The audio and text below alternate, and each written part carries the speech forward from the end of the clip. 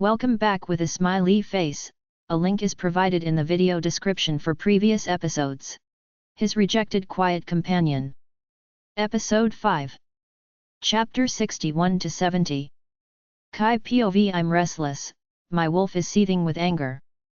I barely acknowledged the guards as I pushed past them, determined to get to my destination before Winter realizes what I'm up to.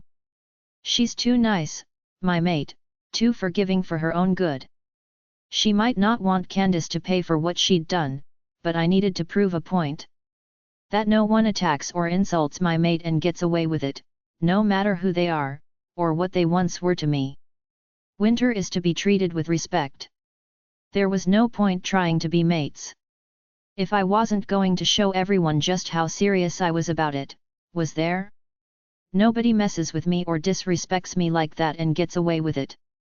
God, it stinks down here, is my first thought as I storm downstairs, barely greeting the guards who all scramble to get out of my way.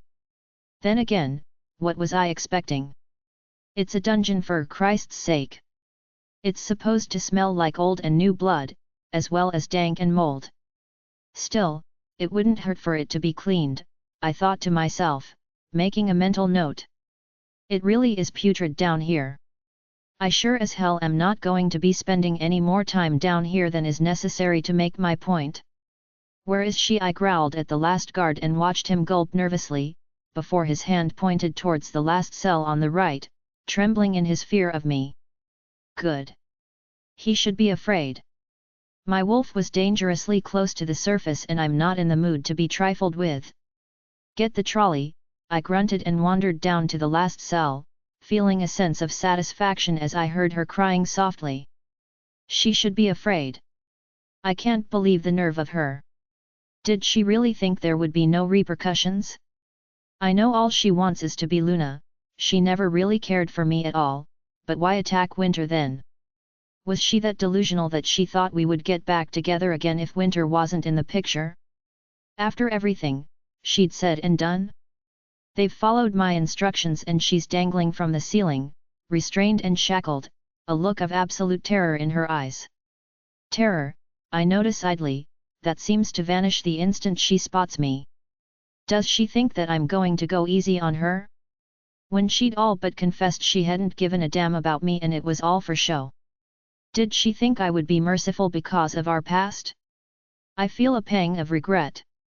Because if that's what she's expecting, then she's in for a rude awakening. Here, you go, Alpha Kai, the guard stammers and I wave him away, watching her mouth open in shock as her eyes dart back to me. Kai, she stammers, please, you don't want to do this. Think about what we had together. I cock my head at her. It's Alpha Kai to you, I snarl, and tell me what it is I don't want to do. I observed the trolley, watching her pitiful attempts to break free. As if she could. Silver prevents werewolves from shifting and she's surrounded by it all, which is painful in amongst itself. What about what we meant to each other? She tries and I scoff at her, unable to keep a straight face. We meant nothing to each other, remember Candice? I was just a means to an end, a way for you to become Luna, I hissed and she stared at me, her eyes wide, her breathing becoming faster and more panicked. That's not true, she protests weakly and I say nothing, slowly putting my gloves on and picking up a small silver whip, smiling down at it as she wiggles in her restraints. I strike her, watching her back arch in shock as she lets out a small whimper. I actually held back. But she acts as though I've put all my strength into it. I strike, again and again, putting more effort into it each time. Her cries and whimpers become louder and more hysterical as time progresses.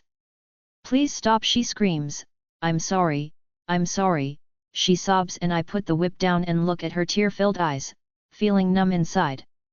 I feel nothing, no mercy towards her, no feelings whatsoever, even after spending so long with her by my side. You attacked my mate, I growled, picking up a small dagger that made her gulp nervously. Her eyes stared directly into mine, beseeching me to stop.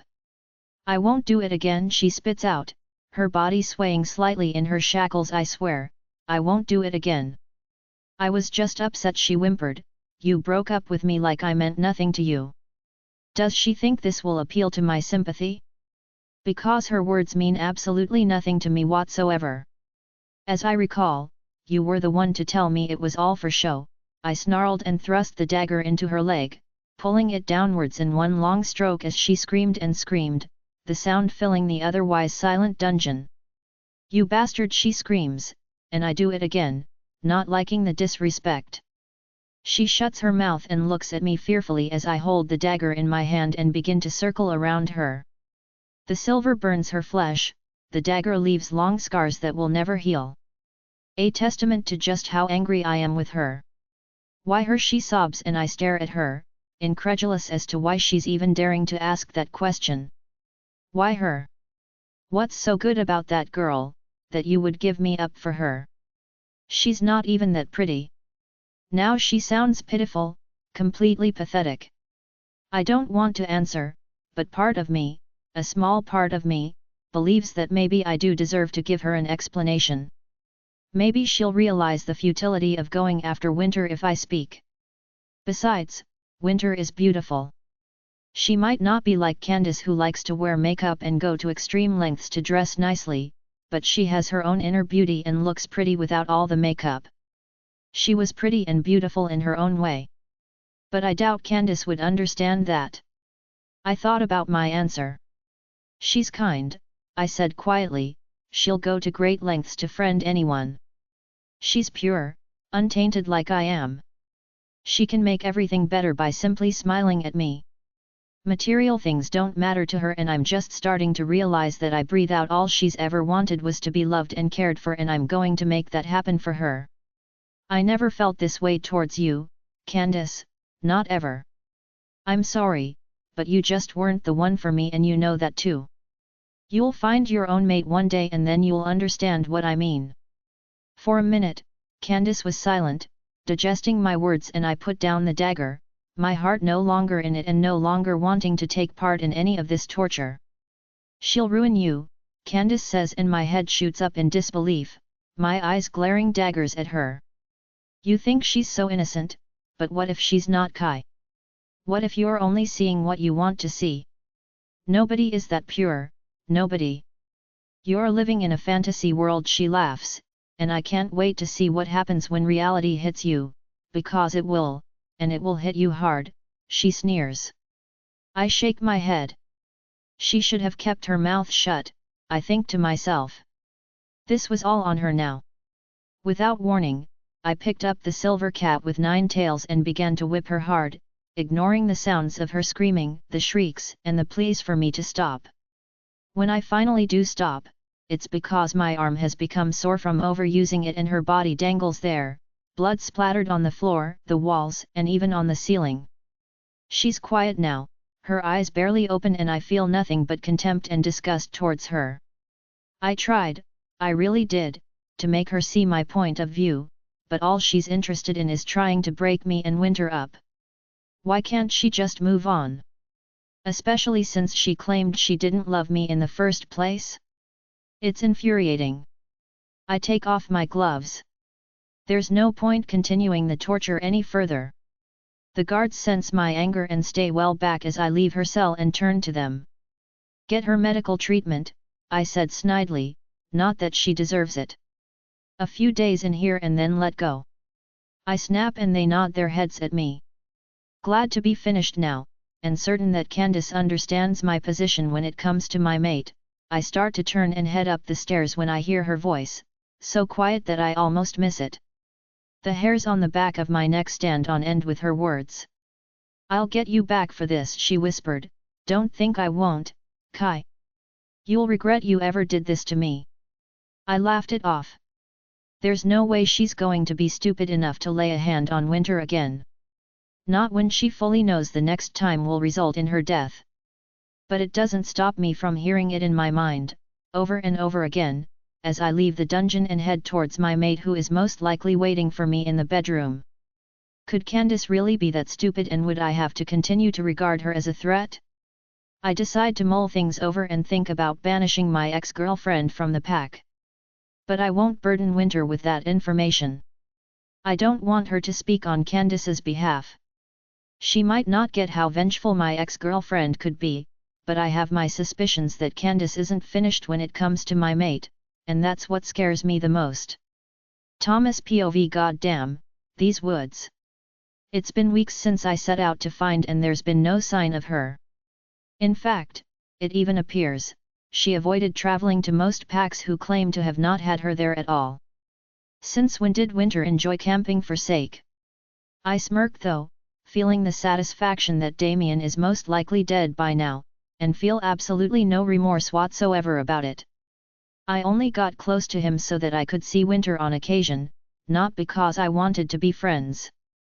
God, this bloodlust is insane. All I want is more of it. Killing creatures doesn't seem to be enough to quench my thirst. My whole throat is on fire and it's difficult to pretend to be a shifter sometimes when visiting packs. So far, no one has realized that I'm a hybrid, something that is working to my benefit. Ah, Winter. I brighten instantly just thinking about her. I can picture her easily in my mind, her angelic face, her beautiful figure, those expressive eyes of hers. Her pale porcelain skin, the way she smiles. I remember every little tiny detail about her.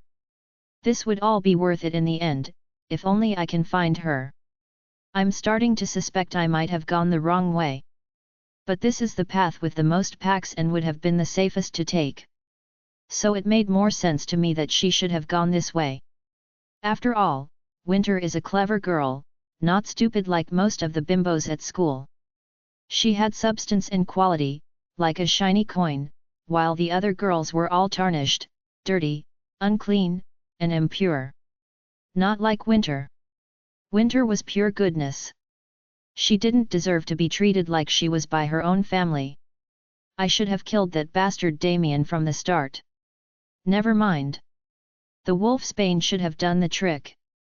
It would have prevented him from mind-linking anyone, for help at any rate.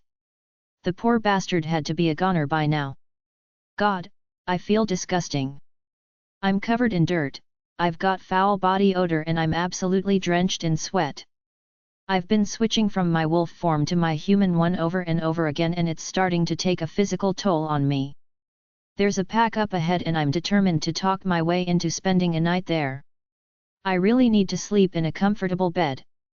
I hate the outdoors and always have. I miss my gigantic mansion. At least it was civil, unlike what I was forced to experience now. I make sure my eyes are back to their normal color and not glowing red, needing to put on my fake facade. How stupid is it that shifters can't seem to smell vampires? Or maybe it was just hybrids in general. I will have to research that later. I was intrigued by the notion. I'm stopped by pack members, clearly patrolling the boundary of their territory. I almost wanted to cry in relief, but instead, I school my face to look relieved. I need to look non-threatening, a lone traveler going from pack to pack. State your business, one of the guards, a tall bulky one, with muscles to spare, says to me grimly and I blink at him. If I had to take him in a fight, he would definitely come off the worst. I refuse to let them intimidate me though and remember that I need to be polite if I want them to help me.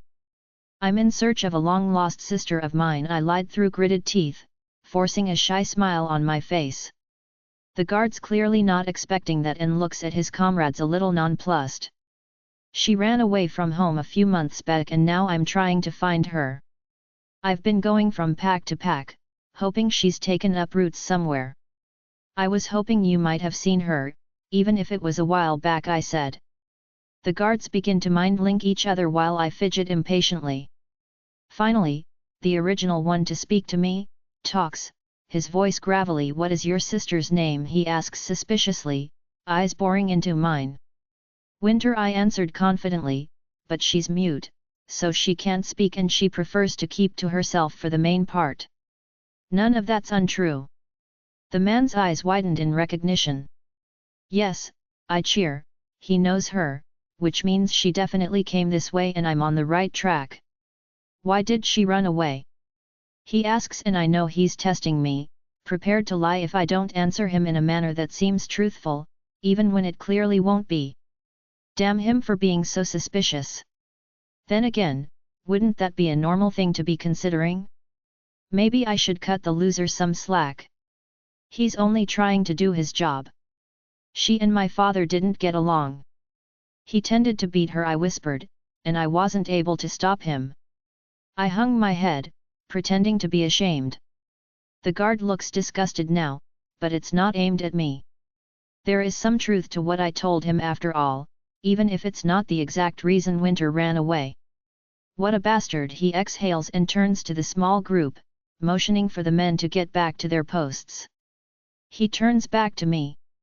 Winter only spent one night here, before leaving to go on her way. I only remember the poor girl, because she couldn't speak and because she was extremely sweet. It made no sense, her traveling by herself, but she refused to be accompanied to the next pack, even when the Alpha tried to offer. She was determined to continue on alone, which is dangerous, but we had to respect her wishes. That's because she probably had no intentions of staying there, I think to myself absent-mindedly. She probably wanted to continue further up ahead and didn't want to let them know. Clever girl. Clearly, she wasn't trusting anybody with her location or which way she was going. Oh dear, I said in alarm, do you know how long ago this was? Please don't let it be months, I thought to myself.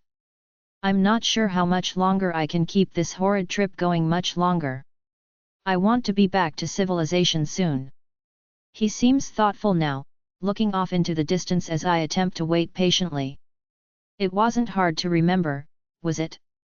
Must have been a few weeks ago now, he finally says, glancing down at me, a small smile on his face.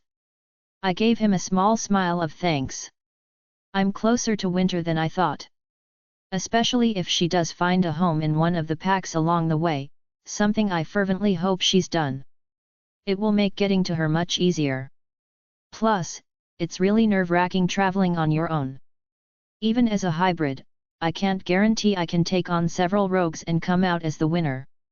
Would you like to stay for a night or two? The guard offers. I have to admit, it's ballsy of you to travel all on your own. You're lucky you didn't come across any rogues, he added, looking at me expectantly. I had considered that. But rogues are stupid creatures and I could easily determine if there were any nearby by the disgusting stench of the mangy. There had been a few close calls, that was for sure. I would appreciate it, I said hesitantly, if it's not too much trouble to stay. Just for a night, get cleaned up, I said a little pathetically, really laying it on thick. The last thing I need is for this man to become suspicious of me. Besides, packs generally pride themselves on their hospitality. This one would be no different. It seems to work because he slings an arm over my shoulder and begins to turn me towards, I presume, the direction of the pack house, which I can see in the distance. So what's your name, anyway? The man asks. Mine's Grant, by the way. I'm Damian, I lied. It's lovely to meet you. It's really not. We'll get you situated in a guest room, he laughs, and you can get cleaned up. No offense, man, but you stink. You've clearly been traveling a while now, he adds, looking impressed. You really love this sister of yours, hey? I do, and I really need to find her, I murmured back. And no offense taken, I replied, staring at the pack house in awe. It's as large as the mansion I was forced to leave behind, maybe a tad smaller, but it reeked of elegance. Thank God. I was back in civilization, at least for a little while. This is what pack houses should all be like, but unfortunately, some of the packs were a lot more wealthy than others and it showed. This would be a wealthy pack. Alpha Gordon wants to meet you, Grant says, and I look at him panicked. He laughs at the expression on my face. Don't stress, he soothes, he likes to meet all travelers. You can clean up first and then meet him downstairs in the study, he added, and I visibly relaxed. Good, no one was suspicious of me then. Great, now all I have to do is charm them and be on my way tomorrow. That's easy enough. I climbed into the shower, thanking Grant for showing me to a room. he's even organized fresh towels and a spare change of clothes for me. As the water cascades down onto my poor aching body, I close my eyes and breathe in the steam, relaxing for the first time in a long time. All I can think about is Winter, my cock twitching in excitement at the thought of her. I'm aching with need and my hand grips my shaft and begins to move up and down along it as I picture Winter in my mind, imagining how she'd feel beneath me as I took her, my desire growing and my hand pumping furiously, until with a growl, I come, hard, all over the shower floor, panting heavily from the exertion. Soon, Winter, I thought to myself, with a wicked smile, soon you'll be mine forever and this time I'll make sure you can never escape me. I'm coming for you and it won't be much longer, my love, until we're reunited again. Winter POV. I'd heard rumors and gossip going around the pack house that Kai ended up torturing Candice for what she'd done to me. I don't know how to feel about it. On one hand, had tried to attack me, but on the other hand, she had also been Kai's girlfriend. Wouldn't it have hurt him to have done something so cruel and mean to her, even if she claimed to have never loved her? She deserves it, Winter. No one can attack an alpha's mate and expect to get away from the consequences. Not even an ex-girlfriend. He's showing the pack there are consequences for touching you. It was to be expected and she knew it as well. I know, but sometimes I feel detached from Kai, or maybe really detached. I know we're still trying this mates thing but it feels so awkward and stiff. I know almost nothing about him. Part of me really wants to get to know him some more. We could seduce him. That's not what I meant by getting to know him, Sabriel. But you would be getting to know a part of him, hint, hint. You have absolutely no shame, do you? None whatsoever, and that's the way I like it. The door swings open and I crinkle my nose as the stench of blood, and lots of it, permeates the air. My eyes widened in shock and disbelief as I saw a disheveled Kai, with blood splattered on his clothes. I feel nauseous. Was this blood Candice's? I guess he had done the torture thing after all. I almost backed away but he held up a hand, halting me in my tracks. Steady now, he said soothingly as he walked slowly into the room, shutting the door and locking it as I watched. I'm going to get cleaned up, and then we are going to talk. I think a little amused. Well, I'll talk, he amends, hurrying into the bathroom. I'm left wondering what it is he wants to discuss. There you go, he wants to have a discussion. That's great, Winter. Maybe he'll tell you about himself. That would be nice. I feel like we're just strangers sharing a room at the moment. Well, you could acquaint yourselves with each other. Sabriel, stop going there, you're a horn dog. Yeah, but a horn dog will get some eventually. You, on the other hand, are being as pure as the goddamn snow. You need to get laid, girl, release some of that frustration. Heck, jump his bones, you'll thank me later. Or go join him in the shower. No thanks, he's covered in blood and I'm not going to lose my virginity in the shower. Why? It will mean you're extra clean? I don't think it works that way, Sabriel. There's one way to find out. I'll pass, thanks. I dimly hear the shower turn off and stare in awe as he makes his way into the room, dressed in only a towel that wrapped around his delicious body. My mouth drools as I stare at him, unable to look away from his muscled chest and arms, my heart thumping wildly while Sabriel begins to prance around my head, like an excited puppy. For once, I was too shocked to scold her. His eyes glint with amusement as he looks at me and cocks his head. Like what you see? He says huskily as my jaw drops open and I feel myself becoming flushed. Yes, oh God yes, I wanted to scream out but instead forced myself to look down at the ground and blushed, highly embarrassed by my reaction to his body. He gives a chuckle and I hear him rifling through the drawers for clothes, which makes Sabriel extremely sad. Now she's pouting like it's my fault he's putting clothes on. You can look now, he says gruffly, and I look up, seeing him come towards me, a smile on his lips. He kisses me, the sensation so pleasurable my lips tingle where we touch, his tongue caressing me until I open to him, his tongue delving in and beginning to plunder me as I gasp, my body beginning to quiver. Reluctantly, he pulls back and I blink, coming back down to earth with a disappointing thud. "We need to talk," he says and gently tugs me to sit on the bed, while he fetches a pen and paper for me. "It occurred to me, that neither of us knows each other's stories," he said, "and I think you deserve to know why I initially didn't want a mate, even if I've changed my mind now." I gave a small nod and waited for him to continue. He looks off towards the window, deep in thought. Finally, after a few excruciating moments of waiting, he begins to talk, quietly at first, while I listen intently and hear his story that makes tears well up in my eyes. "I've had these scars since I was little, due to a rogue attacking me as a child. It never really bothered me much, I was young and foolish enough to think everyone would treat me the same way they had before I got them. But it didn't end up turning out to be the case. My heart hurts to think he might have been treated differently due to a few scars. How could children be so cruel? So evil? I found my mate, my first one at least," he continued, as I felt a small spurt of jealousy within my breast. "Not long after, I shifted into my wolf. She was a quiet, studious girl, one that I went to school with, and she had the most delicious scent I've ever smelled, well, at least until now," he added, glancing at me as I blushed. "She was sitting under a tree, reading a book as I came up to her.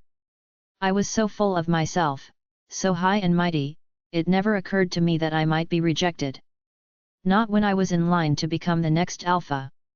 He exhales and shoots me a wry glance. "So it came as a complete shock to find out that she was more than willing to reject me. I could have lived with that," he admitted sheepishly, "if she hadn't told me that the reason she didn't want to be with me, is because of these damn scars," he said, tracing them with a finger. I wanted to reach out and stop him, but I didn't dare. I felt nothing but pain for him. "The scars weren't hideous and it wasn't a reason to reject your mate. It must have been devastating for him. Was it any wonder that he was self-conscious about them? What kind of girl did that to someone with whom they were meant to be with? A shallow, vain girl, that's who. Was it any wonder he fell for someone like Candice?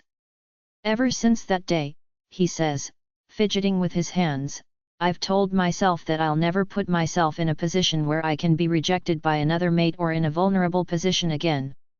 Candice was one of the few girls I dated, and she lasted the longest. Most women look at me and see my scars, instead of the real me. I know now, that Candice was really only wanting to be Luna, but I convinced myself that no one would ever love me for myself. I want to cry," his voice sounds so pained, so full of anguish. "I want to take it all away, show him that there are women who will love him and not because he's an alpha. He could have been an omega and I would have accepted him still, scars and all. Why couldn't he see just how handsome he is? I barely even notice the scars anymore. They're a part of him." I reached out and took his hand, holding it firmly in my grasp and eyeing him carefully. It's moments like these that I really wish I could actually speak and tell him what I'm thinking and feeling. I even opened my mouth to try, but nothing came out.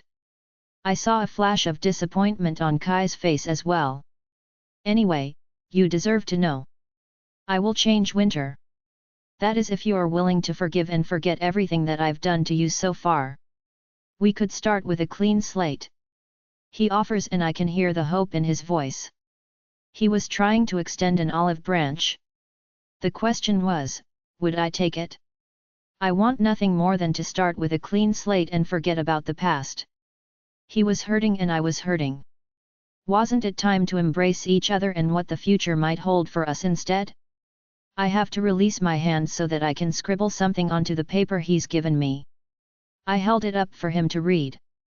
"I forgive you."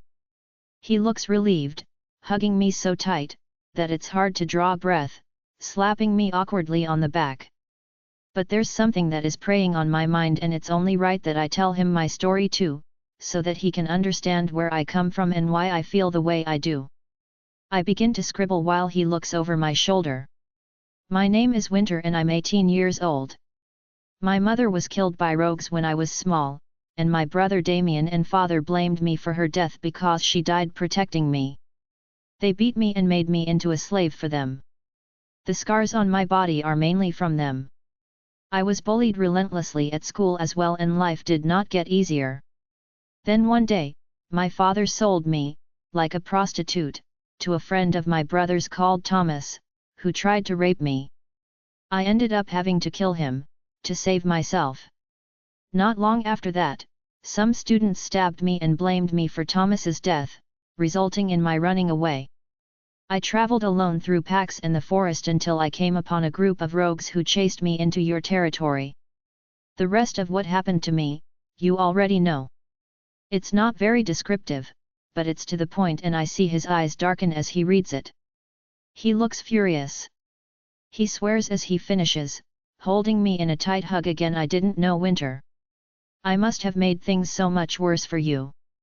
I swear, I'm going to make this up to you, make you see that you're meant to be my mate and that I'll treat you right, he promised thickly, and I melted in his embrace, a smile on my face. Because there's nothing but the truth in his words and I believe him 100%. The path we choose now is the one that will determine both of our futures. Damian POV crack, rustle. The twigs cracking beneath our feet were loud in the otherwise silent forest, but to be honest, we'd both reached the point of not caring, neither one of us giving a flying fig about the sounds or possible rogues. We're just that exhausted. Jonathan is definitely not the traveling buddy of my dreams. Thomas hasn't stopped at every single pack as we both have, but both Jonathan and I are too worried about going in the wrong direction to avoid any of the packs along the trail we take. One wrong move and we could end up further away from Winter, instead of heading towards her like we initially planned. Every move we make we analyze. It's exhausting. It hasn't been the smoothest of travels, not when Jonathan and I didn't see eye to eye on a lot of things. It doesn't help that the last few days and nights have been cold as well as rainy. Even wolves don't like to get wet and there was a storm brewing, judging by the dark black clouds gathering over our heads. Just what else we needed. I shiver slightly from the cold, feeling extremely frustrated. I think we should set up camp, I shouted out to Jonathan, my hair beginning to fly wildly in the wind. I hope he can hear me, otherwise, I'm going to have to mind link the blasted alpha. He turns to look at me, as grumpy as ever. For an alpha, you'd think he would be used to bad weather and travel. Apparently not. The pack up ahead is not too much further. I would rather spend time in a nice warm bed than sleep out here again in the cold, he grumbles. Yeah, I don't think we're going to have a choice tonight. I shot another glance upwards. We're not going to make it, best to set up camp, I argue. The next pack is several miles away and we've spent the majority of the day in our wolf forms up until now. We need time to recuperate. Setting up camp is the best option for both of us, he just has to stop being so goddamn stubborn. Besides, who made Jonathan the boss? I didn't ask him to come along, he insisted. I can tell he's annoyed, but I don't care. Fine, he snaps irritably, pulling the tent out of the backpack as I join him. I'm already shivering from the cold and it's not even raining. At this rate, snow was going to be inevitable as well. I smiled at that. Winter loves snow and always has. I guess that's one of the reasons I always felt that her name suited her. God, how I miss my little sister. We're wasting time doing this, Jonathan grunts as he begins to pull the tent up. I rolled my eyes. I wish I could bury him in the snow, just for some peace and quiet. A loud crash of thunder makes both of us jump. I give Jonathan a told you so look, which he pointedly avoids, scrambling now to get the tent up. We huddle inside, both pointedly keeping our distance from one another. As far as we can, considering it's a very small tent and we're both bulky teenagers. Do you think Winter found a pack to stay in? Jonathan asks quietly. I stop to think for a moment. I hope she has. I want nothing more than to find her and find out she's finally happy. She's already been through so much. If anyone deserves to find true happiness, it's her. I hope so, I muttered as he fell silent. Maybe I shouldn't have rejected her, he murmured, presumably speaking to himself. She wouldn't have run off then. I could have at least given her a chance, he says regretfully. I'm staring at him in disbelief. Did he really think that this was all because of his rejection? That might be one piece of the puzzle, but I'm betting the bullying and the beatings had something to do with it as well. He really needs to get over himself. Besides, what is he going to do when we find Winter? I can't exactly see her welcoming him with open arms. Actually, I don't even think she'll greet me with open arms. I wouldn't blame her though, a big one.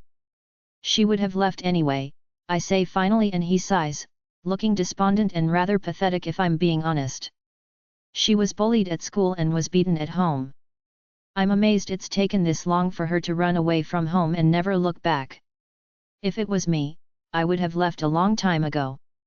But she's always been the stubborn type. My voice cracks and I glance away from him. The wind picks up outside and I shiver, the tent not quite keeping all of the warmth inside or the wind from seeping in. Then the heavens opened and the rain began to pour down. Great! We were both stuck there with each other whether we liked it or not. At least outside we could keep our distance and not be offended. The tent was meant as an emergency one, but it has been coming in damn handy lately. Even if the alpha snores so loudly, I'm frightened that wild animals will get curious enough to investigate the loud sounds. I can at least be grateful to Jonathan for insisting we take a tent along. There's something to be said about not freezing to utter death. My nose wrinkles. I can smell the dirt, pine, and the smell of the rain as it pours down, but I swear I'm picking something else up, something that we hadn't anticipated. Especially not in this weather. I thought to myself with a groan. Not now. It smells absolutely putrid though, and not something you can miss. Can you smell that? I asked Jonathan and he nodded, grimly peeking out of the tent and scanning the woods. They might just be going through, he mutters to me, at any rate they are still a fair distance away. Besides, they don't like the rain any more than we do they? Not exactly the right words to make me calm down. I'm trying to think positively, at least from the smell, there appears to be only one of them and there are two of us. That made the odds better on our side, especially with a ferocious alpha. Heck, Jonathan could probably take them down on his own and never even break a sweat. That's what I'm telling myself anyway. The smell is getting stronger, I tell Jonathan nervously, and he nods, his expression looking grim. Reluctantly, due to the rain and the cold wind, we were forced to step outside. If we shift inside the tent we'll only rip it to pieces, and we very much wanted the tent to stay intact. The smell of blood and rotten meat met my nostrils and I cringed. It was definitely coming closer. Was it looking for a fight? Because we'd give him one. But it was sheer stupidity on his part to approach an alpha. Most rogues would have the sense to stay away, so why wasn't this one? It was infuriating. Jonathan was busy cocking his head, listening for the sounds of the approaching rogue, his eyes wary as he glanced at me. I gave him a nod and moved, keeping my back to him and trying to view this so-called rogue from a distance. He wasn't that far out that we shouldn't have been able to spot him. Especially with our shifter eyesight. We can see for miles with it. My mouth pops open, and I give Jonathan a nudge on his shoulder. He too stares in fascination. We're used to rogues being in their wolf forms and preparing to fight, and it actually takes us a moment to realize the man coming towards us was in fact one in human form. It was completely unexpected. If it wasn't for the smell and his glowing red eyes, we would have mistaken him for another shifter. A normal one. The skinny, ragged-looking man holds his hands up as though surrendering. I mean you no harm, he rasps as Jonathan and I glance at each other in surprise. I have information, I believe you may want. I'm suspicious. As if he's going to have any information we want from him. What kind of rogue is this? I thought they attacked on sight, but this one really does seem to be harmless, even as I remind myself to remain on my guard. What do you think? I whispered to Jonathan. I think we should hear him out, he answers quietly. I'm curious to know what kind of information he thinks we want to hear. So am I. But I'm not about to forget that he's a rogue either. I'm not about to let myself be killed if I can help it. Come forward slowly, I told him, firmly. Jonathan tensed beside me, prepared to shift at a second's notice. The man gives me a small nod and walks very slowly, forward until we're meters apart. He keeps his hands up as though surrendering. What do you want for the information? Jonathan asked. It was a good question. What did we have that the rogue could possibly want? Well, besides our blood, I think a little maliciously. The rogue licks his lips.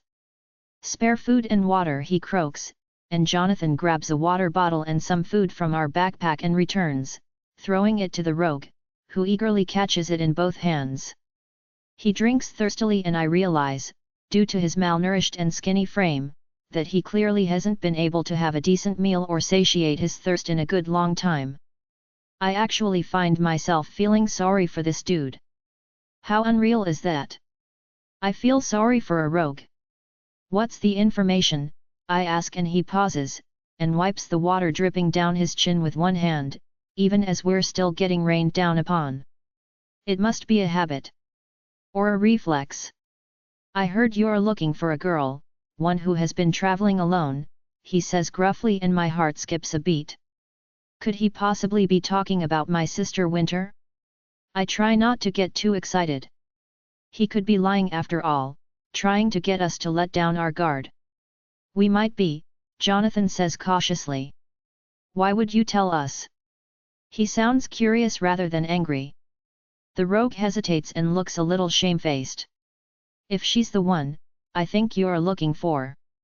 She saved my life. I attacked her, desperate for food, and she came out better off.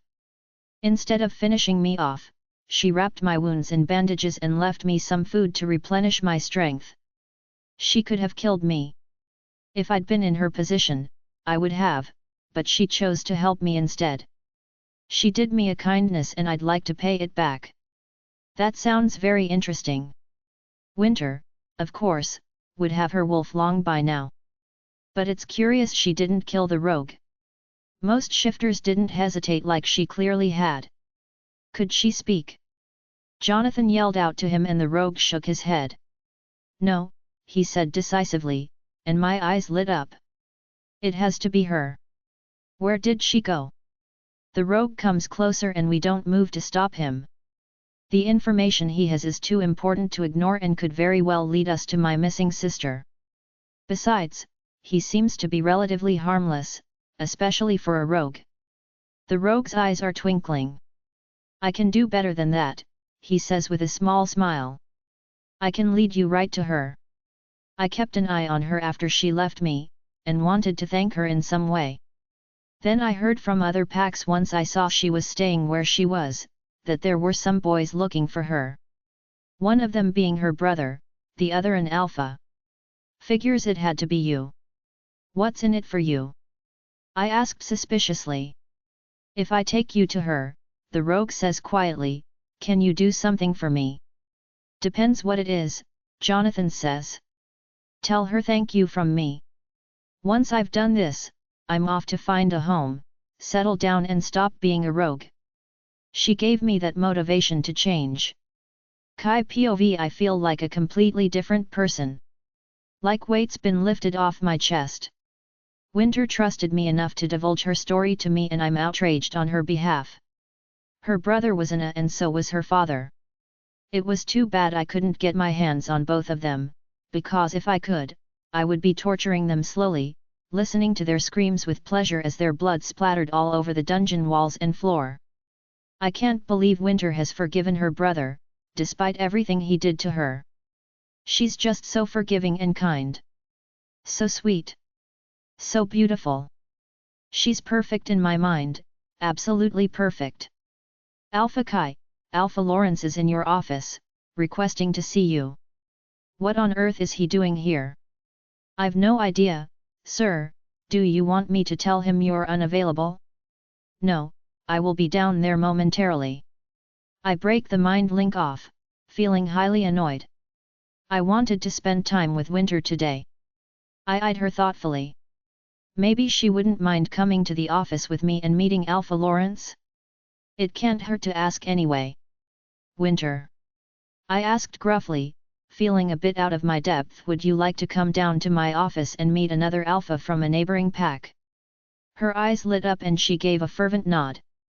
I wonder if she's bored being here, with me constantly hovering over her. Am I being too possessive? I have no clue. But my wolf wants to be near her all the time, and if I'm honest with myself, so do I. I make a note, to stop being too clingy and make sure she has room to breathe. I take her hand and walk downstairs with her, feeling the usual sparks as my wolf almost purrs in contentment. He's been a lot happier since I accepted Winter as my mate, instead of constantly being irritated at me. It makes a nice change. Usually, we're bickering with each other or blocking each other out of anger. Storm's become a lovesick puppy at the moment. We walked through the office where Alpha Lawrence was waiting. I stared at him with a grimace. I've never liked the man. He's probably slightly older than me and has shaggy auburn reddish hair with green eyes. He's shorter than me, I noticed with a small smile of satisfaction, but still stout and bulky with muscles that fairly bulge from his arms. Winter looks a little hesitant and I give her a small smile, drawing her forward as Alpha Lawrence smiles at her. Alpha Lawrence, I said firmly, I would like you to meet Winter, my mate. He looks absolutely shocked for a moment, but then recovers and smiles brightly as he gently takes Winter's hand and gives it a kiss. My wolf and I glared daggers at him, both of us feeling the urge to rip the man to shreds right then and there. Winter gives a shy smile. You are the most beautiful creature I've ever seen, Alpha Lawrence tells her and she beams at him. She looks happy. I feel grumpy. To what do I owe the pleasure, Alpha Lawrence? I said tightly, wanting nothing more than for the man to leave the office so that Winter doesn't have to be in his proximity anymore. Maybe asking her to come down to the office was a mistake. I'd forgotten how handsome the other alpha was. Now I'm irritated and trying hard not to show it. I motioned for Winter to sit down, Alpha Lawrence sitting in the chair beside her, while I sat across from them. Are you comfortable, my dear? Lawrence asks her and she nods and bites her lip, shooting me a helpless look as I scowl at the other man. Winter is mute, I told him, she cannot speak but she can write down anything you want to know. I hand Winter a pen and paper, which she accepts, looking grateful. My apologies, sweetheart, Lawrence tells her, sounding remorseful. I glower at him. Nobody gets to call my mate sweetheart but me. Let's just rip him a new and be done with it. Storm, we can't do that to another alpha, no matter how much I'm tempted. He's hitting on our mate, right in front of us. I think he's trying to be polite. I don't. If he keeps looking at her like that, I'm going to rip his head off. Calm down, Storm, let's just see what he wants first. I think it's fairly obvious what he wants. Kai, can't you see him making eyes at her? We just can't attack another alpha because we're jealous, Storm. Who made that stupid rule? I have some news that you might find interesting. There are several people that are traveling throughout the various packs and territories. 2, in particular, were of interest and now I know why. They are looking for Winter apparently. One of them claims to be her brother. I didn't know who Winter was. I was informed of this by another pack further away, in case they posed a threat to the woman. It's pure luck that I came here first. I wanted to make a personal visit to a friend of mine in the next pack over and stopped here first. Now I'm glad I did. I look over at Winter, whose eyes are opened wide as she listens intently. She makes a scribbling motion with one hand and I realize what it is she wants, realizing the pen I gave her wasn't working, and hastily grab another one from the desk and hand it to her. She leans against the table as she scribbles, showing Alpha Lawrence the paper first and then me. Do you know if any of the men were called Damian at all? He's my brother. I believe that might have been one of the names, Alpha Lawrence said regretfully. I'm afraid I can't say for certain, but at least now you can be on your guard, should they come to your territory, Alpha Chi. You bet your ass I'm going to be on my guard.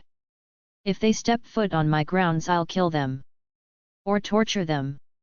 I don't know, but I don't care. I want revenge for Winter and what he did to her. But why does she look so excited at the prospect of seeing him again? I know she has told me, well written down, that she's forgiven him, but that doesn't mean I automatically have to like him. Anyhow, Alpha Lawrence says with an easygoing grin as he stands back up, I believe that I'll be going to visit that friend of mine now. You'll let me know of any further developments? He asks, and despite myself, I nod. He had the courtesy to come and speak to me, and now because of him, I'm aware of a possible threat to Winter.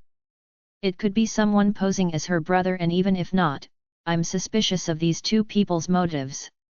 He's done me a kindness and I need to remember that, no matter how much Storm hates the man. Thank you for speaking to me, I grunted out. Winter, he says, turning to my mate, who looks startled, it was a pleasure meeting you, my dear, he adds and gives her a cheeky wink while I stand there fuming. If looks could kill, Alpha Lawrence would be a dead man walking by now. As it is, the bastard shoots me a wink and then leaves while I stand there dumbfounded. You know that unmated males will continue to hit on our mate, don't you? Storm, she's not the kind of girl to welcome that sort of attention. I'm not saying she is, but don't you think it's dangerous that she isn't marked yet? At least if she bore our mark, the unmated males would know that she's been claimed. What if the other boy looking for her, is that first mate of hers? Jonathan, wasn't that his name? The one who rejected her. How long did it take for her to admit to us she'd been rejected as well? Maybe she's not over him. Did you consider that? It better well not be him looking for her. It's a possibility, Kai. Even you know it could be him, I can feel it. I know it's him. What if it's because he's changed his mind and wants to be her mate now? What if he tries to break you and Winter up? What then? Even if it is him, and I'm not saying it's going to be, we will deal with that when he gets here. He's not going to just waltz in and declare his love for Winter and take her away. At least I don't think he will. Damn it, Storm, now my stomach is in knots. Need I remind you of that night when one of the pack members accosted her while she was setting the table as an Omega? Do you want that kind of thing to keep happening to her? Especially when she can't scream for help. If she was able to mind link us, don't you think that would be a lot more reassuring? Not just for us but for her? It would make things a lot safer for her if she had the ability to get help when she needs it. Besides, it's not like you don't plan on marking her at some stage anyway, is it? Storm, don't you think you're being a little too overprotective? If anything, you're not being protective enough, Kai. Storm is making a valid point. Winter has been in danger numerous times since she arrived at my pack. Part of it was because of me. I recognized that, but someone was still causing trouble for her. What would happen if I couldn't get to her on time? She'd be a goner. Her wolf was too small to stand up to even an average wolf at the moment. She was frail as a human being too. Delicate. I can't be with her every minute of every hour of the day, no matter how hard I try. I could put guards on her, but then what if the guards tried something? Langdon wouldn't babysit her, not anymore. Maybe this was the best option? I'm so confused, but I have to make a decision. All I want to do is protect her. Storm's words keep echoing inside my head as I stand up and gently tug on a bewildered Winter's hand. She looks puzzled but stands, leaning into me as I bend down my head and gather her in for a kiss, my tongue delving into that sweet mouth of hers, caressing her tongue, gripping her hair tightly with one hand, and twining it around my fingers. Winter will always be in danger while she's unmarked. Storm's words are insistent and loud in my head. He's not wrong. Before I can think it over some more, or hesitate about what I'm about to do, I find my mouth trailing down her neck, kissing the nape of it softly as her eyes close and she grips my arms tightly with her hands. She's so trusting, I think, a little sadly. There's no hesitation in that girl at all, not when it comes to showing affection, and I wonder if it's because she's had so little of it since she was a small child. I would have thought she'd shy away from it, but instead, she eagerly welcomed all of my attention. Slowly, I let my canines out, feeling regret and guilt for what I'm about to do, but Storm's words won't stop repeating in my head and it's making it difficult to change my mind. With one smooth motion, I pierce her delicate skin with my teeth and bite down, eliciting a hoarse gasp from her as she struggles in my grip. I shrink my canines back inside my mouth and slowly pull away, licking over the wound until it seals itself closed. There's a tattoo of a black wolf on her neck, dark and prominent against her pale, ivory skin. Now, no one would touch her, the mark clearly stating that the alpha, which is me, has marked her as his mate. She's so pale though and trembling as I look back at her. There's such anger on her face that I flinch, her eyes are swimming with tears. But there's something else that doesn't quite seem right. Her eyes roll up into the back of her head, and I only just get to her in the nick of time, scooping her into my arms as she faints dead away. I wiped the tears away from her eyes, feeling like a right bastard. What have I done? I whispered to myself, ashamed at the action I'd taken and wondering what caused her to faint. It's not the typical reaction of a mate that gets marked, but maybe I frightened her that badly? God! I carry her all the way to the hospital, making a nuisance of myself until she's placed in a room, and settle myself into a chair. I will be there when she wakes up, and I will suffer the consequences of what I've done. But even as I vow to do that, a small voice in the back of my mind tells me that I've done the right thing. I just hope Winter realizes that and forgives me for what I've done. Winter POV. I felt the sharp prick of Kai's canines piercing into my skin before excruciating pain ripped through my entire body. I'd never heard of such a thing happening before. Whenever I'd heard of someone being marked by their mate, it had always sounded pleasurable and painless. Why did it hurt so badly? The pain is so bad, that I feel my body beginning to stiffen and before I know it, I collapsed towards the ground and then there was only darkness surrounding me. What has he done to me? I don't know where I am, only that I feel like I'm wrapped in a cocoon as time slowly passes by, like I'm awake but asleep at the same time and it's surreal, like an out-of-body experience. It gives me time to think. I don't know how to feel about the marking. It came out of nowhere. I hadn't been expecting it at all and I don't know what suddenly possessed Kai to do it all of a sudden. It made me angry but confused at the same time. Isn't this what I wanted? To be fully claimed by my mate and marked? A small voice in my head pipes up. You wanted it to be special, didn't you, Winter? Yes, I did and he'd taken that from me. You wanted to do it back to him at the same time, mark each other when you were more in tune with each other's needs and wants. That was true. But was there any sense in being angry about it? It couldn't make Kai take it back, could it? My throat feels like it's on fire, heat spreading all around it, as I lay wherever I am, my hands gripping my throat in a futile attempt at getting whatever is happening to stop. Instead, it gets worse. Then just as quickly it's gone and I hear voices above my head. Is she going to be all right? That was Kai's voice. She should be. It's a miracle what's going on right now. I can only speculate as to why, but it appears that the mixture of your alpha blood and her blood has caused this sudden reaction. Caused what? I wonder rather stupidly. What reaction? Damn it, tell me. She's going to be so surprised, Kai's voice again, this time with a tinge of excitement. How dare he sound so damn nonchalant after what he did to me? Bastard. I think she's coming out of it. Dr. James' voice is distant like he's far away and I struggle, my eyes suddenly shooting open of their own accord, blinking against the sudden harsh white light coming from the hospital ceilings. Winter, Dr. James said to me jovially as I frowned up at him. Why was I in the hospital again for heaven's sake? How are you feeling? He asks, and I glance over at Kai, whose face looks absolutely devastated, realizing with a gasp that he's holding my hand tightly, as though he never wants to let go. I might be angry, but not enough for him to look so damn miserable. Although, a tiny part of me takes pleasure in his guilt. Maybe I should let him stew for a while after all.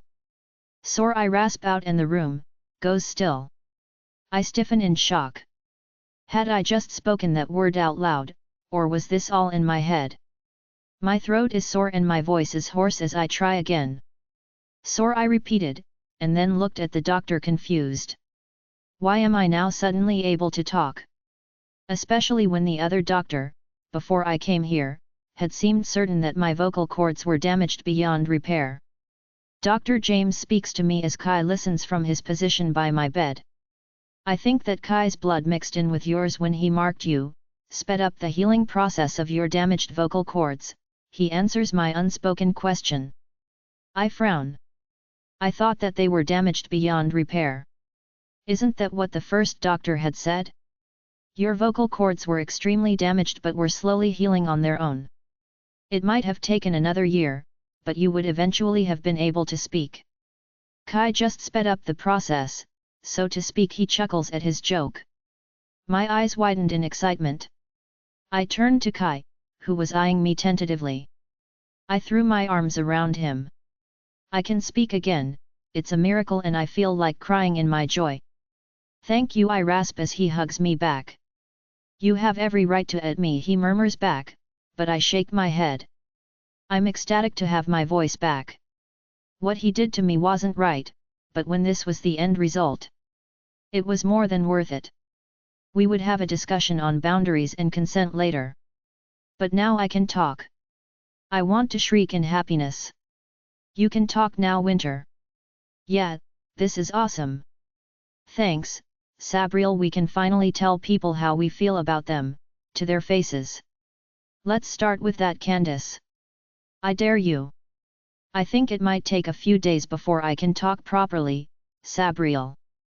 That's all right, we can practice. Start with Kai, cause you are still at him, even if you're happy to have your voice back. Step out of your comfort zone, girl, tell him. Tell him what a bastard he is. Go all out and do some swearing at the boy. All right, enough, Sabriel. I get it. But I'm not angry at him anymore.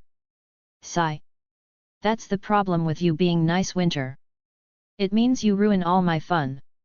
Sabriel. Sorry, Winter. I didn't mean it. Dr. James is excitedly chattering away in the background, but all my focus is on Kai, who's still holding my hand and looking sheepish. He damn well knew what he'd done was wrong, and there's something hovering in my mind as the rage builds. Winter, Dr. James says as I swivel my head to look at him, you can go home as soon as you feel ready to, but would it be impertinent to ask if I can take an X-ray of your neck and vocal cords again? I just want to make sure I've gotten pictures from every angle to examine. That's fine, I rasp painfully, and Dr. James scurries out of the room, presumably to set that up. I can't believe you have your voice back, Kai says quietly. Are you happy about that, Winter? I swear I didn't know it would happen, but I can't say I'm sorry this happened because of what I did. I'm conflicted.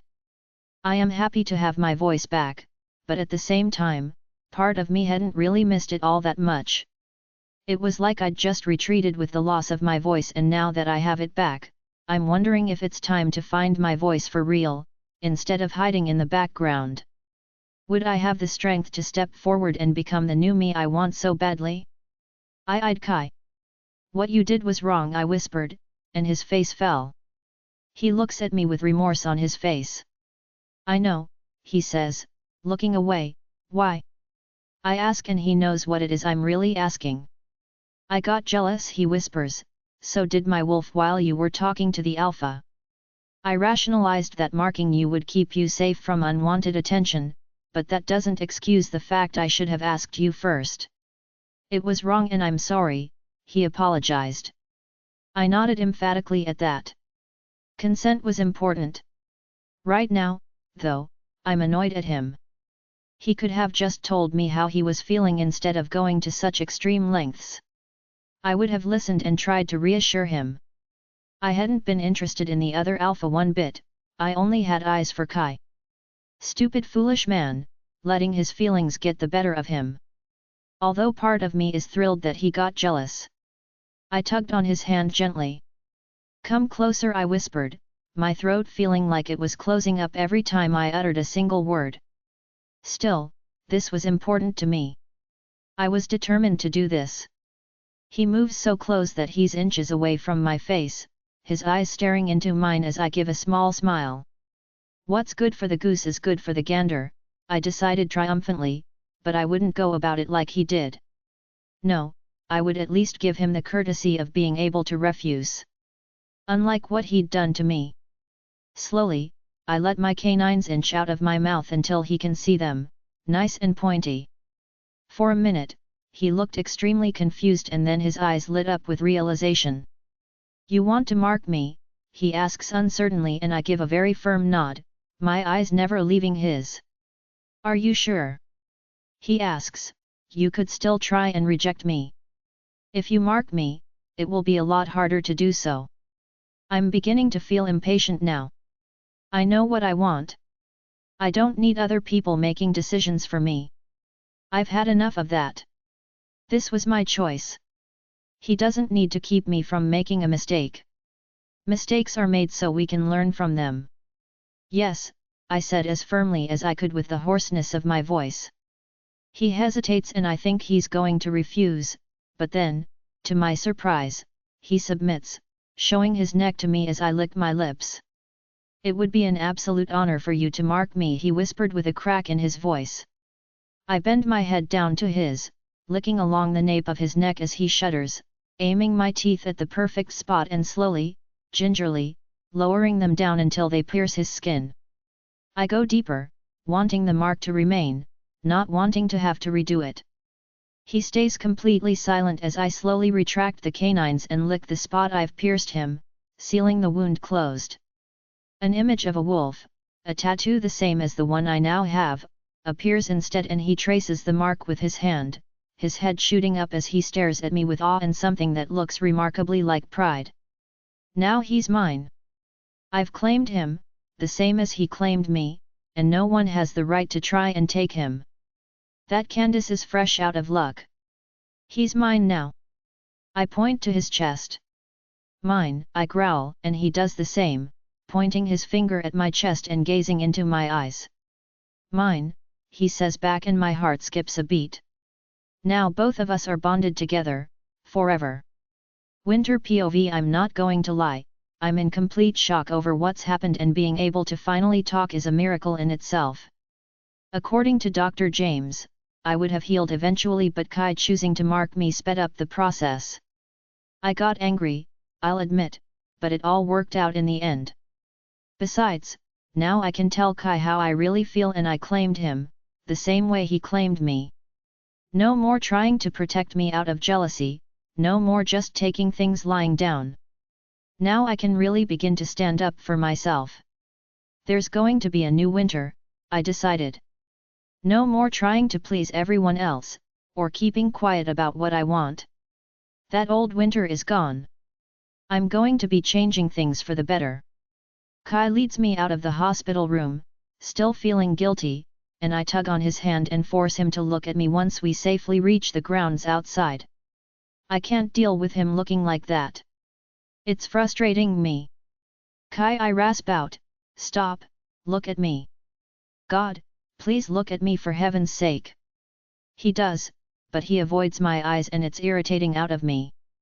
Is he going to wallow in his guilt forever? He needs to get over it. I've already forgiven. Even if he doesn't really deserve it. I forgive you, I said hoarsely and he sighed, looking at me and running a hand through his hair. He looks frustrated with me. Has it ever occurred to you, that sometimes you're a little too forgiving? A little too kind, he complains. Wouldn't it be much better to torture me for a little by hating me and, well, yelling at me when you're able to, he finishes dramatically. I give a raspy giggle. Somehow I can't picture myself yelling at the big bad alpha, like a harpy. It gives a funny image though. No, I whispered, I want a clean slate. You're taking me out on a date, I tell him, poking his chest with my finger, a look of determination on my face. This was the least he could do. Take me out somewhere nice. Let us finally start the transition forward and let go of everything horrible that happened in the past. Let us forge our future together. Oh, a date. What an awesome, good idea, Winter. Make him take us somewhere nice. He still has to agree to it, Sabriel. He'll agree, because otherwise, I'm going to bite him, in a not so pleasant place that will make him limp for the next few days right between his legs. It will be my pleasure to do it as well. That's sadistic, Sabriel, and very unkind of you. I have other ideas I could do instead if that helps. But they all involve pain of some description and even removing his manhood. No, no, no, Sabriel, no more. Let's just let him speak. Fine, but I want to go somewhere where there's a stake. I want to dance and I want to get laid. I'll let him know about the stake. But that's a hell no to getting laid. We have already talked about this. Prude hornbag, a date, murmurs Kai, looking thoughtful. Somewhere nice and I can show you I'm trying to change for the better, he mutters, cocking his head. He's clearly trying hard to think of something and my heart is swelling with joy.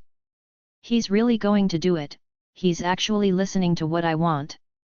I wonder what he's thinking. What kind of place might he have in mind? Whether it will be a relaxed atmosphere or something else. So many choices. Whatever he does, will give me some more insight into what kind of person he is as well. I have a great idea, he says, but you're going to need time to be ready, and he takes a deep breath. I want a few days to prepare. That way, your voice might improve to the point we can have full-on conversations without you struggling or without it hurting you to speak. I contemplate that. It sounds fair, doesn't it? A few days is nothing, I decided. Besides, now I'm intrigued as to what he is planning on. It gives me something to look forward to. Maybe I can guess where he's taking me? Ooh, it's all so fun. I want to squeal but don't. It might hurt my voice. Agreed, I rasp out, and he looked pleased, not to mention excited at the prospect of the date. Is this something he'd been wanting as well? Men were such obtuse creatures. He could have asked me before, for heaven's sake. Fantastic, he says with a wicked grin and a wink. I giggled again and let him start tugging me toward the pack house. It's a beautiful day and I breathe in the fresh air with a smile. There are big fluffy white clouds overhead and a gentle breeze that makes the leaves on the trees and the branches sway back and forth. The sky is so blue, so bright, it lifts my spirits up instantly. The sun is warm as it shines down on me and I can hear the sounds of birds chirping in the distance. It's perfect. I almost want to skip how happy I'm feeling. My heart is singing for joy. I close my eyes and let the breeze flow through my hair. Kai looks surprised at my happiness even though he's the one to put it there. Instead, I let go of Kai's hand and he stared at me perplexed. I give him a grin of my own and, without ceremony, begin to strip off my clothes nonchalantly. I've been wanting to do this for a long time, it's been far too long since I last went on a run with Sabriel, and today is a good day for it. The weather is beckoning me to go running. We're going for a run, Sabriel, oh my god, yes, girl. I need to be free, to race through the trees, feel the wind in my glorious fur. Chase down wild animals and scare the crap out of them. I wonder if Kai will join us. He'd be crazy not to. I want to see that spunky wolf of his.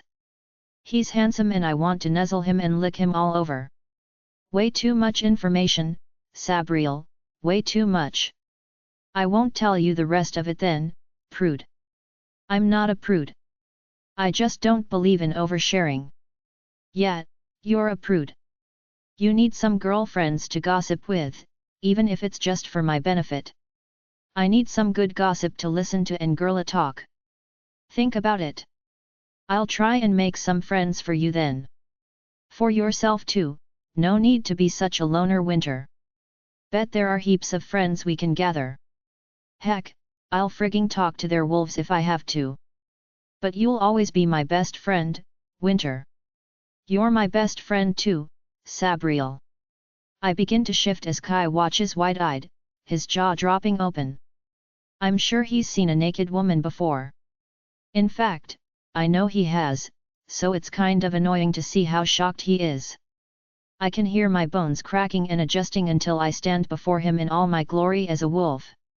I frowned at myself. I feel like I'm slightly bigger again, and as I examine my paws, lifting one up and then the other, I'm certain that they are larger. I don't feel like a tiny runt, but I'm still not as big as the average wolf. Still, it's nice to be a bit bigger. At this rate, I might grow into a normal-sized wolf. Sabriel, are we bigger? Or am I just imagining things? I told you, girl. The more confident you get and the more you grow as an individual, the bigger you'll get. Did you not hear me the first time? But how big will we get? That's up to you.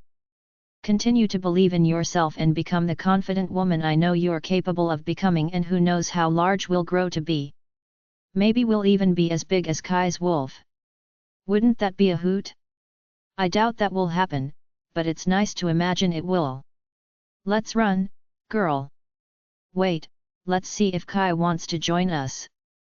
Yes, I want to see if he gets naked. Up close and personal, I don't think he'll appreciate us staring at him. You never know. Besides, isn't it a compliment to look at him? Just don't do anything embarrassing. We sit down on our haunches and regard Kai, who looks at me with a large smile on his face. He reaches out a hand and I nuzzle him as he pats my silky fur, his eyes wide and gleaming. I take it you want to go for a run? He asks, laughter in his voice as I give an adamant nod. He shrugs. Why not? He mutters, it's been ages since Storm and I have gone for a run ourselves. The pack can wait, he added, and, right in front of my eyes, he too began to take off his clothes. He looks entirely comfortable doing it too. I swear my eyes nearly bug out of my head. He rips his shirt off and I drool, seeing his taut abdomen with a six-pack. God, he's glorious. Sabriel steadily agrees, waving her tail in my head. Horny mutt that she is. His pants are next and I pant as he throws them to the side. God, at this rate, I might have a heart attack. He's like a male Adonis. Male perfection in human form, there's no one that could compare to him. No one would even come close. Sabriel's fairly purring with satisfaction in my mind, openly ogling him like he's a piece of meat. She really has no shame, but then I'm not much better. I can't seem to force myself to look away and he doesn't seem to expect me to. It's like my eyes have a mind of their own. Maybe I'm becoming a bit of a hornbag myself. Or it's Sabriel's influence. When he starts to peel off his underwear though, I get a bit skittish and my heart starts thumping. Sabriel is urging me to go closer, but I refuse and look down at the ground, hearing Kai chuckle in the background. I only look back up when I hear his bones cracking, the sound loud in the otherwise quietness of the outdoors, until a large black wolf stands where he was moments ago. He's handsome. His fur is dark as night, his paws large on the ground. He easily towers over my wolf, but Sabriel's not intimidated, instead, she's in awe at his largeness. His eyes are black but stand out against his fur and his claws are silver and gleaming in the sunlight. It's intimidating, to me at least, while Sabriel prances in the background of my mind, impatient to go for a run. We walk closer and nuzzle our head against his fur, Storm doing the same to us. God, his fur is so silky and smooth.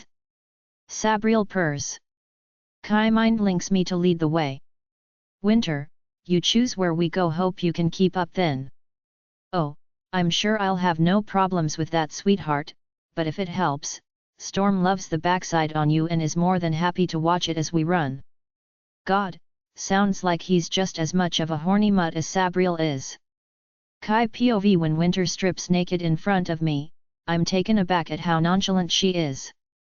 There's no self-consciousness at all in her movements, and the sight of her beautiful body has my cock twitching in my pants and Storm going absolutely crazy in my mind. I can't stop myself from staring at her, knowing I should look away, but my body refuses to cooperate, my eyes widening. I can see the scars on her body and I so badly want to touch them, and trace them with my fingers, but I don't want to frighten her or cause her to shy away from me either. Those scars are part of her, and if anything, they show just how brave she is. She shifts and I'm blown away again by her beautiful wolf as she sits on her haunches. I blink in disbelief as I stare. It might be my imagination, but I swear her wolf has grown by several inches. It looks bigger to me at any rate, but then I could be wrong. Clearly, Winter wants to go for a run and I can tell she's waiting for me, her little tail wagging. It's adorable. Well, if she wants to go for a run with me, who am I to stop her? In fact, right now I can't think of anything better I would like to do. Storm is more than game to go for a run, he's practically dancing in my mind with excitement. Yes, it's been so long, man. Look how cute our mate is. She's tiny, like so small but so cute. I don't think you should tell her that though, Storm, she might take it the wrong way. Can I tell her she's beautiful? That nothing can compare to her beauty? Yes, I suppose you could. Women like that sort of thing, so I imagine a female wolf would love it too. Ah, sweet. You know you should take a leaf out of my book. Steady boy. You sound lovesick. That's because I am Kai, that's because I am. Storm, you have so much self-confidence, it's astounding. I begin to peel off my clothes and smirk, realizing she's not looking away from me either. I'm not self-conscious, in fact, I take it as a compliment that she can't stop staring at me. I hope she likes what she sees. Storm is raring to go for a run with our mate and I'm hard-pressed to keep him from taking over as we shift to our large black wolf form, easily towering over poor Winter. She's not afraid though, coming over and nuzzling us to Storm's ecstasy. He's really pushing hard and reluctantly I mind-link Winter, for the first time, since I marked her. It's relatively easy, and to my surprise, there's no resistance at all from her, even though this is the first time we have mind-linked each other. Winter, Storm really wants to take over and run with your wolf if that's possible. I understand if you say no though. It's entirely your decision and how comfortable you are with it. That's okay, Sabriel really wants to run with Storm. I had to warn her about no funny business though. You might want to say the same to Storm. That's not a joke, by the way. Hear that, Storm? No funny business or I will take back control. Fine, but if she jumps me, I'm not saying no.